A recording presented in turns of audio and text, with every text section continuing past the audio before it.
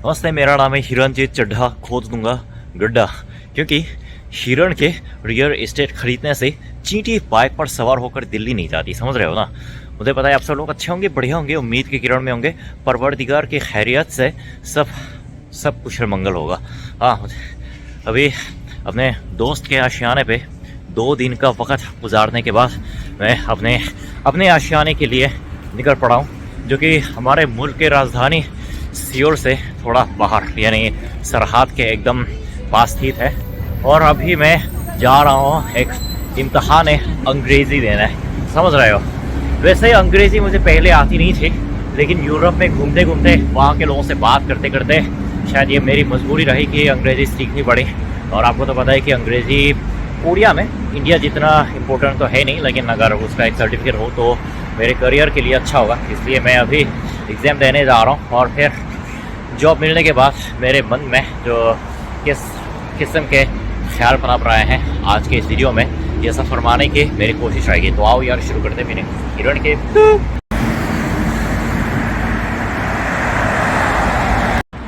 हमारे मुल्क के दारुल हुकूमत की ये बात मुझे बेइंतहा अच्छी लगती है कि यहाँ के दोनों तरफ हुकूमत जनूबी कोरिया की तरफ से इतने सारे दरख्त लगाए गए हैं, जिसकी वजह से हमारे आम लोगों के जिस्म और दिमाग इन दोनों जगहों पर ठंडक पहुँचती है, और जिससे आलूदगी भी थोड़ी कम होती है।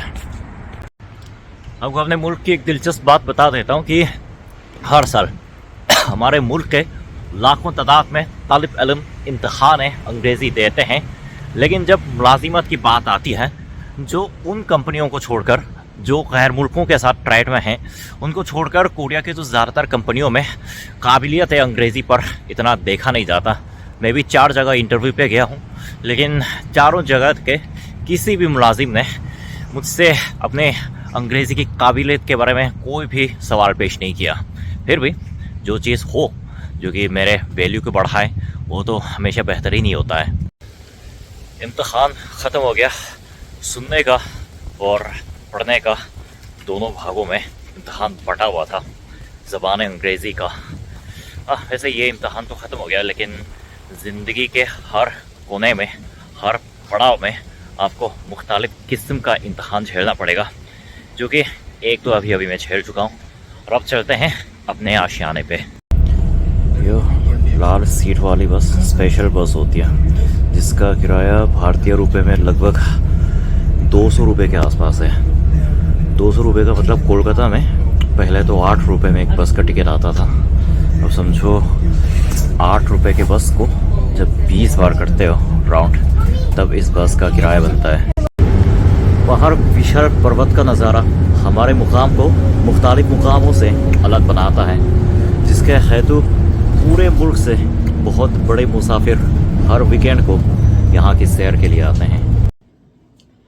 एक बात आप लोगों की जानकारी के लिए मैं फरमाना चाहता हूँ कि हमारे बचपन से लेकर अभी हाल के वक्त तक आप पूरे अपने जीवन के सर्कल के बारे में एक बार गौर फरमाएं कि जब हम स्कूल में थे तो ऐसा लगता था कि बस ये तालीम मुकम्मल हो जाए, बस एक जामिया में हमारा दाखिला हो जाए तो हमारी ज़िंदगी सेट है।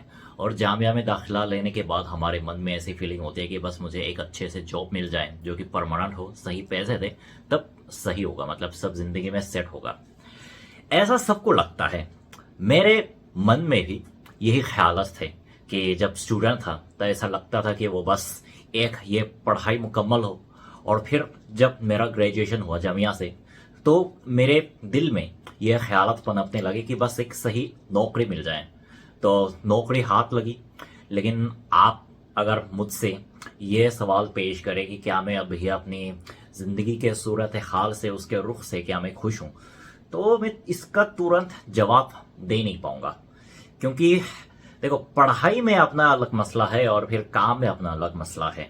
जैसे काम में ऐसा होता है कि ऊपर से प्रेशर रहता है कि इतना बेचना है, तुमको आज इतना बेचना है, और फिर जाहिर सी बात है कि ये मेरी कई बार किस्मत पर भी डिपेंड करता है, और कई बार लोगों के बोलने के काबिलियत पर भी डिपेंड करता है, जो कि दोनों मेरे में है नहीं।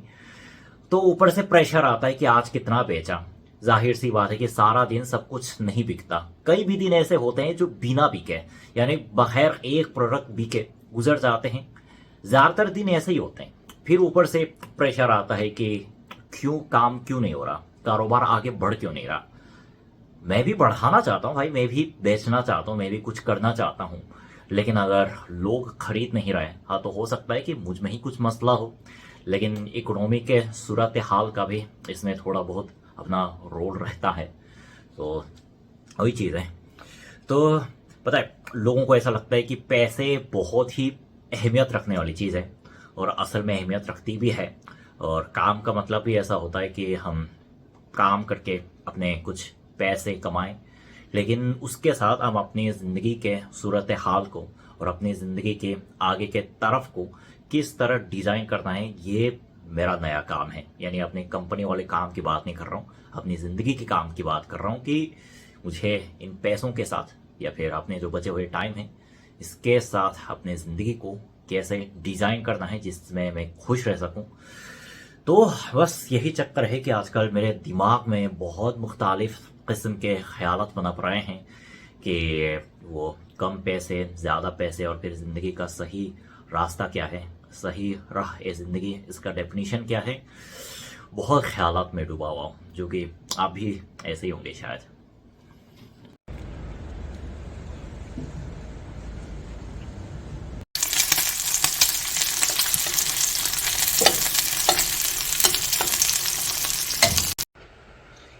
एक फ़र्क बता देता हूँ 5 महीने पहले की कोरिया और अभी के कोरिया के दरमियान में, कि 5 महीने पहले जिस कोरिया को, यानी जिस इस मुकाम पर मैं रहता हूँ, वहाँ पे मीट का दाम काफ़ी महंगा था। लेकिन 5 महीने बाद जब मैं 11 देशों में घूमकर यहाँ वापस आया हूँ, तो मीट के दाम एकदम गिर गए। सही में, पहले समझो एक मीट 1000 में आता था, अब 500 में आ रहा है, आधा गिर गया। लेकिन सब्ज़ी फल का दाम बढ़ गया 30% 40% के आसपास। यही वजह है कि आजकल मैं सिर्फ़ और सिर्फ महज गोश्त मीट खा के ज़िंदा हूँ, क्योंकि ट्रैवल पे वापस आए काफ़ी कम वक्त हो गया, जिसकी वजह से मुझे पैसे बचाने की ज़रूरत है। और आज मेरे घर पे एक नया मेहमान आया है बड़े दिनों बाद। इसका यूज़ क्या है मैं अभी दिखाता हूँ। ये देखो, अभी कोरिया में पूरा अंधेरा नहीं हुआ, क्योंकि यहाँ पे अंधेरे होने में समर में काफ़ी टाइम लगता है। आज तो गर्मी भी शुरू हो गई, तब तो इसकी असली चमक थोड़ी देर बाद जब सूरज ढलेगा तब सामने आएगा। देखो कितना रोमांटिक है। ये देखो मेरे रूम में, हाँ मैं ज़रूर अकेला ज़रूर रहता हूँ, लेकिन अपने रोमांटिक फीलिंग को ना भूलने की कोशिश करता हूँ, चाहे कुछ भी हो, पैसे ज़्यादा हो कम हो, अपनी फीलिंग सही रहनी चाहिए, ये मेरा मानना है। हो तो वैसे काम शुरू करके ऊपर से प्रेशर आ रहा है वो बात अलग, लेकिन मुझे आजकल किसी दोस्त की सख्त इंतज़ार है कोरिया में, जिसके साथ मैं अपना टाइम बिता सकूं। क्योंकि कंपनी में दोस्त बनाना थोड़ा मुश्किल हो जाता है, सबको पैसे कमाने फुर्सत नहीं है। लेकिन हम भी सामाजिक प्राणी हैं, सामाजिक प्राणी को दूसरा सामाजिक प्राणी चाहिए होता है। लड़की की बात नहीं, बस एक साथ में होने वाले इंसान, दोस्त हो, जो भी हो, कोई भी हो। 5 महीने तक मैंने बहुत सही से घूमा।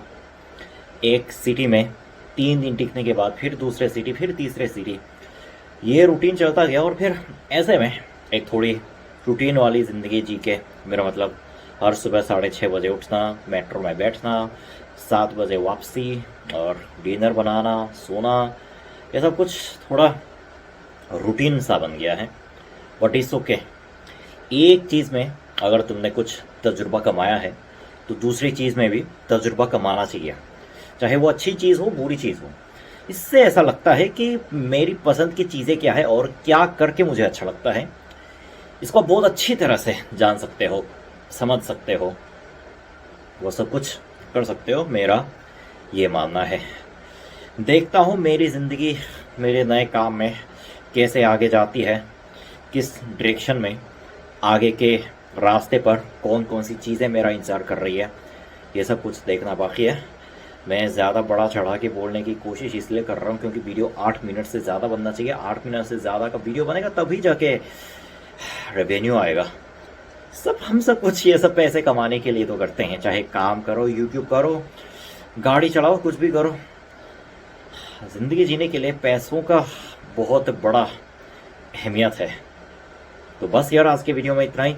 उम्मीद करता हूँ आप लोगों को इस वीडियो के माध्यम से एक नई जानकारी मिल गई होगी। वापस आऊँगा और मज़ेदार वीडियो के साथ। तब तक सावधान रहो, सुरक्षित रहो, सीख है कुछ, सबक सबको। जय भारत, जय साउथ कोरिया।